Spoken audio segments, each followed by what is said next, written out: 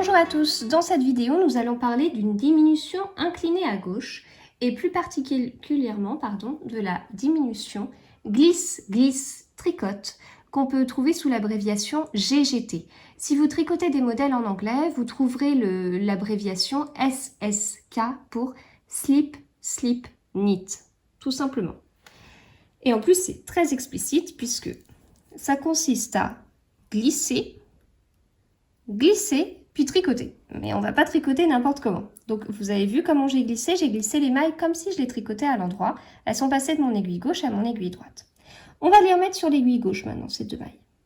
Voilà, je les remets, je les attrape toutes les deux et je les remets dans ce sens-là. Cette opération de glisser aura permis de tourner notre maille. Au lieu d'avoir, habituellement, on a ce brin-là qui est sur le devant. Vous voyez là, ici, on a le brin qui est devant et le brin arrière qui est derrière. La maille, elle est quelque part un peu comme ça. Alors que là, on vient de faire l'inverse. Le brin qui est sur l'avant, il passe après le brin qui est sur l'arrière.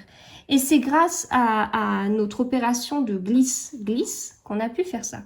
Mais ça sert à quoi? Ça sert ensuite à tricoter nos deux mailles ensemble. Voilà.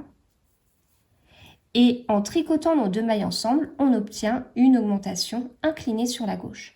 Si on avait tricoté nos deux mailles ensemble sans faire notre glisse-glisse avant, sans tourner chacune des mailles dans le bon sens avant, on aurait eu une augmentation inclinée sur la droite, puisque c'est la deuxième maille qui serait passée par-dessus. Voilà.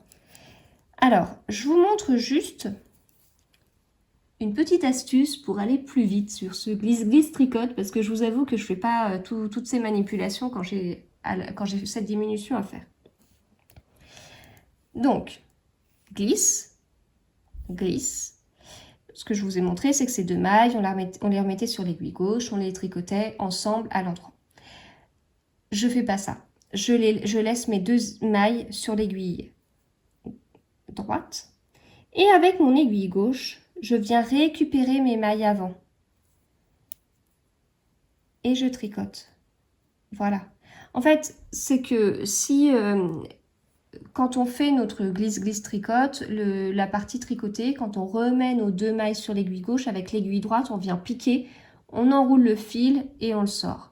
Alors qu'en fin de compte, nos deux mailles sont sur l'aiguille droite. Donc au lieu de glisser sur l'aiguille gauche et de piquer avec l'aiguille droite, on les laisse sur l'aiguille droite et on pique avec l'aiguille gauche de la façon dont je vous ai montré, de façon à obtenir le même résultat, tout simplement. Et quand on regarde, eh bien, vous voyez, là, on a fait une diminution glisse-glisse-tricote. Elle est bien inclinée du côté qu'on souhaite. Hop, elle est inclinée comme ça. Et la deuxième, eh ben, ça a aussi marché. C'est magique. Donc, vous voyez, derrière, ça peut avoir cet intérêt-là. Par exemple, sur un motif, on a ici des diminutions qui sont bien inclinées sur la gauche. En revanche, ici, on avait des diminutions inclinées sur la droite, puisqu'on avait fait deux mailles ensemble, sans faire un glisse-glisse avant. Voilà, j'espère que cette vidéo vous a plu et qu'elle vous sera bien utile.